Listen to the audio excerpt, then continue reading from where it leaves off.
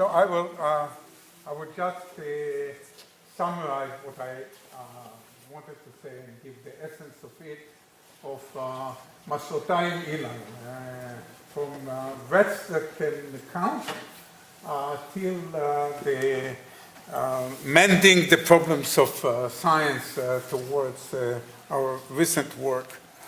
And the Ilan and David Ilan came to the statistical laboratory and says they have rats that know how to count to 8. And they just want statistical proof that this is indeed the case. That's all they did. Ilana, who was a consultant there, looked at them and said, what do you want from me? Go to Yoav. And that's the way that I met David and Ilan for the first time. And they say that, our rats, we put them, David described this experiment, and they make 8 stops and go back to the home base. That's the way they do it. And I said, I can't believe it. Show me the data. So they show the data, and here's an example of, say, of one rat. And sometimes it does 2 stops, sometimes it does 5 stops, again 5 stops. Each one is an excursion. And I said that, the rats does, each excursion has a different number of stops. What they want from you. They say, yes, but, it stops, it doesn't get more than 8. I said, what do you mean it doesn't get more than 8? This one does 12. No, but something is there. And so I look at the data and say, there's something unusual here.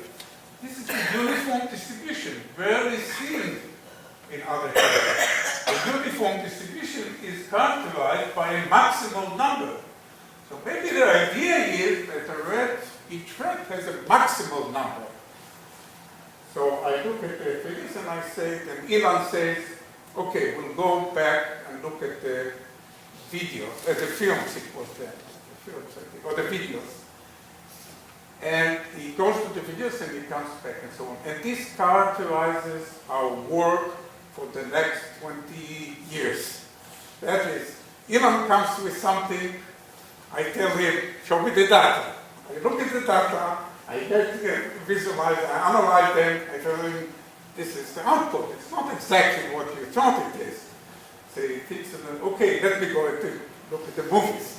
He looks at the movies, comes back to me, and so on and so on, and the poor students in between just go again and again, and this work, David and Ilan came to me first in 89, and the paper was published in 93. So this is, everyone here knows in acceptance, this is the regular situation, yes. Which has this benefit and so on. But for me, it is an extremely unusual experience to have been working with Ilan, because I started to work with in real science and enjoyed every bit of it because of Ilan, not only because of the science of mice and so on. I wasn't too keen on zoology before, but because working with Ilan is such a special experience. So I got involved in planning the new experiment, including the experiment that completely were a disaster in complexity and so on and so forth. But also in our meeting, the idea of the mouse, that you have to prepare a house outside and have an opening and let it freely go into the arena. That was something that came out of our discussions with the students, but together and so on and so forth. Designing new measurement, new endpoints, overcoming problems like people kicking the round arena, and then you start, how will you do it again circular, because we need to measure circular velocities and so on. So we had to design a new computational tool that took care of the deformation of the set, and so on and so forth. And the visualization challenges of a very complex experiment. You've seen many of these during the talks. And together we also crystallized even some new fundamental concepts like sequences of repeated motions, which you've seen an example of, and sequences of repeated motions, and we even got a patent on that, which was worth nothing, but still, it's an achievement. And for me, it was that important that when I received the Israel Prize for Statistics, not sociology, it was important for me to have Ilan as part of the presentation there, and I took the movie that described my achievement, and my zoology was a central part that I feel of my scientific career. And again, it's just thanks to you, Ilan, not the other way. So how did we get into fixing science from looking at behavior? So this is the exploratory animal behavior that you can see, and when we were doing this experiment, came out Kreb, Wolstein, and Dudek in Science. They compared results of experiment in 3 different laboratories, and they said that in spite of strict standardization, there was a genotype effect, a lab effect. They were comparing inbred strains, and there was a significant lab times genotype interaction. Thus, the experiment characterizing mutants may yield results that are idiosyncratic to a particular laboratory. That was their conclusion. And we thought here in Tel Aviv, well, we have an opportunity. Ilan said, yeah, you have to go wide and let the animal do what it wants, and then design endpoints which are intrinsic to the animal, and so on and so forth. We will do an experiment in 3 laboratories, and luckily Neri was going to a postdoc at the States, and we would show them that if we do the experiments correctly, and if we design it according to the new technique, it will work, and we will solve the problems of science.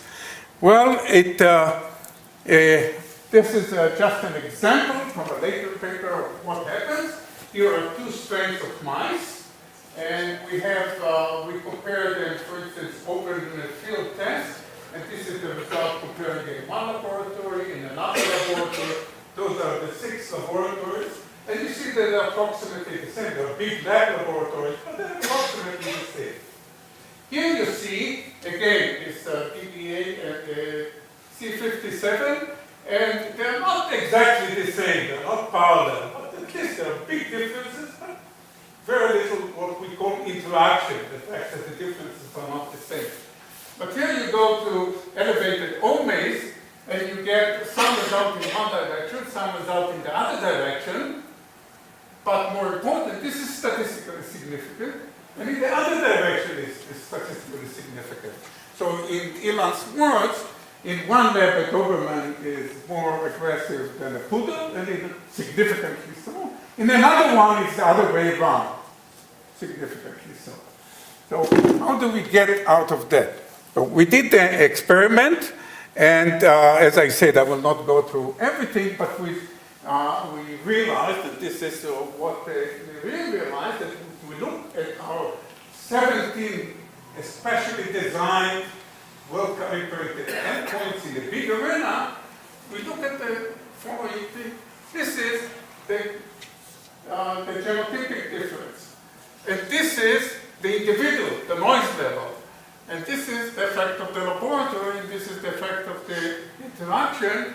And you will see stars. And what happens is when the genotype is big and the error is small, it so happens out that the interaction is significant. So in the best situation, we get a result, significant interaction, which according to the current agreement, this is not replicable at all. So we realize that we need some change of idea, something very different.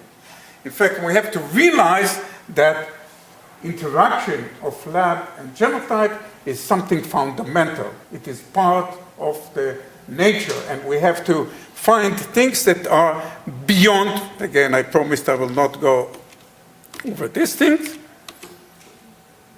Okay? The idea is that if we look at the genotype as an interaction as our yardstick, part of the yardstick for what is significant and what is not, then we get something which makes sense. And this is the idea that we developed, and if we looked at the 8 strain difference of us, and this is without looking at the interaction, what is called a pure, now technical, simply ANOVA, simple ANOVA, everything is significant. But it doesn't capture the real variability. The real variability, if something remains of the same nature in the same, in more than one laboratory. And we look at it at the mixed lab, then we get that results which are not as good, still quite good, quite a few of them.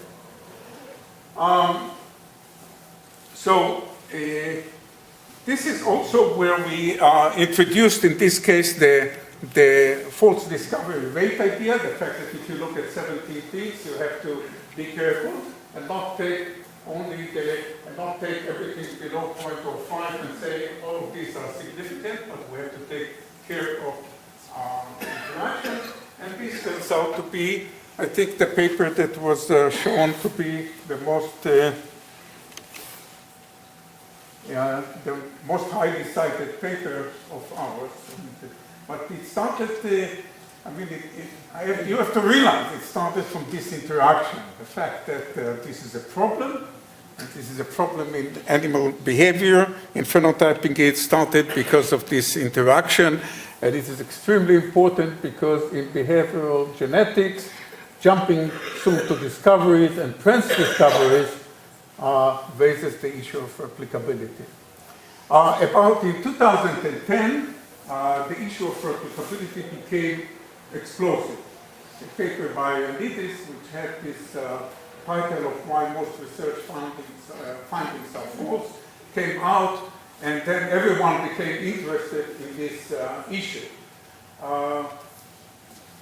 And this gave us the opportunity to start on a new research plan. This is the replicability crisis, why most research findings are false. And this gives us the identification that many of the problems of replicability we've been responding to. Because one of them was diminishing results in medical study, why most research findings are false, and this was because people were using the 0.05. And the other one was the work by Craig that demonstrated that there are differences between laboratories. And so we had a solution to that, and then came a big 6-year program of research on replicability, on which was, I think, extremely successful, and showed that essentially, if we don't use this mixed laboratory approach to take care of the interaction, then instead of getting 0.05, the proportion of false discoveries, we get something from 20 to 45%. And if we take into consideration this GXL phenotype times laboratory, then we are on the mark in this direction. And part of it was, how do we take it now to a single laboratory? Because for this one, we needed all of the existing, we took all of the existing multiple laboratories, and we did that, and that's the idea, and this is ongoing work, and as I said, the details are not important, so I will just say this part of our work. I will summarize that there are 2 cornerstones to replicability. First of all, is the appropriate yardstick for variability. Do not ignore the interaction variability. Here it was across labs, but in psychology, experimental psychology, also across labs, hospitals, studies, population, and so on. Hunt out the real uncertainty. And the second thing is adjust your inference to effect of your selection, and the false discovery rate is one such possibility. And what is recommended these days, transparency, standardization, large sample size, they are all good and fine, but by themselves, they will not solve the problem. This effort on reproducibility and replicability resulted in a workshop that was held here, organized by Ilan, Neri, and me. And actually, it's amazing, but it was a 5 days workshop with leading people in the area, few statisticians, mostly biologists and behavioral researchers, and so on. And finally, after Neri's effort in 2018, only this year, a summary of it came out in the form of a paper jointly written by all 30 people. David is here, Neri, me, who else? That's all. Okay.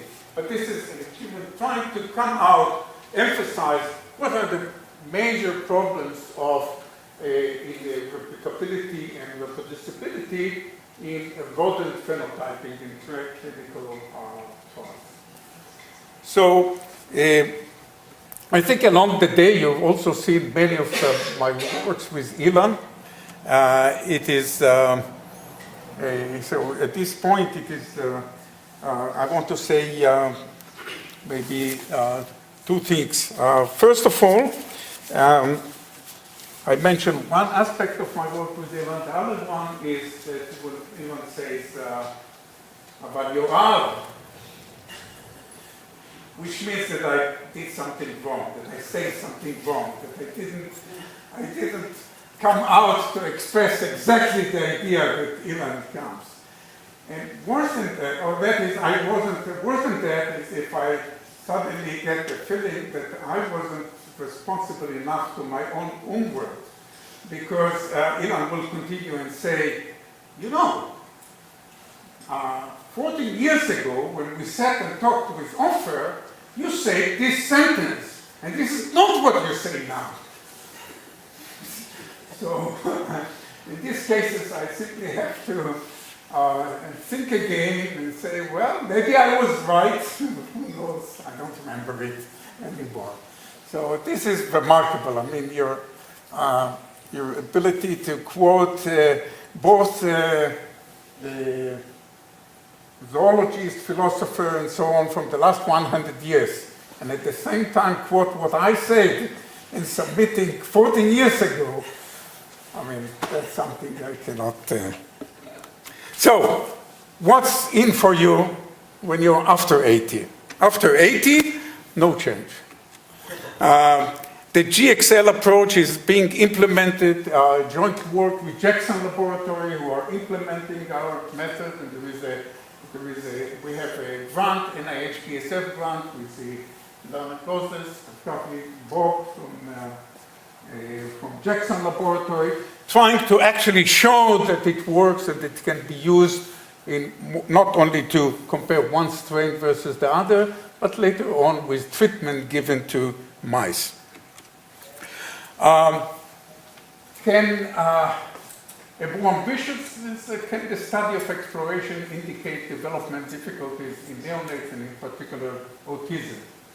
This is with Hannah Lolim, Tzviel Kafkafin, you've heard from Tzviel about it. But Tzviel didn't say two things. First of all, that it is extremely controversial, because the current belief is that no one can try to identify autism before the age of 2. And we are working with babies that are 8 months or 10 months old. And this is against the ongoing idea. We've been doing it for the last 3 years or 4 years. Finally, NIH has issued a call for proposal for developing methods from age 0 to 1 year. So, for autism. So it seems that we were on the target, but it is very controversial, and we have to break the wall in order to make progress in this direction, but we believe in it, and the idea that we can learn from mice and we can go to babies and then enjoy the translational value that we will have mouse model, maybe if it shows the same behavior, is something that unbelievable can be beneficial. And for people working only in the with mice and flies and so on, the ability to contribute somehow to the welfare of children, their families, and so on is something we hope to manage to do in the next 20 years. And the homology of movement, which we have today. So what can I say? I can say that keep on being an example of a real scholar to all of us and a dear friend to me for many more years. And at this stage, I want to thank you in the name of all of us, as well as to thank Alex and Yair for making this meeting feasible with a lot of hard work before and during. Thank you very much for that. Let's thank them all.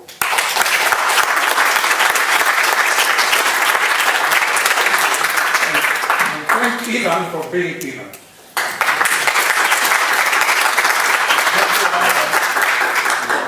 Behind the screens and organizing this together with David and for Yair and Alex, who worked very, very hard in the last 2 weeks. And to Tzadikari. Thank you very much.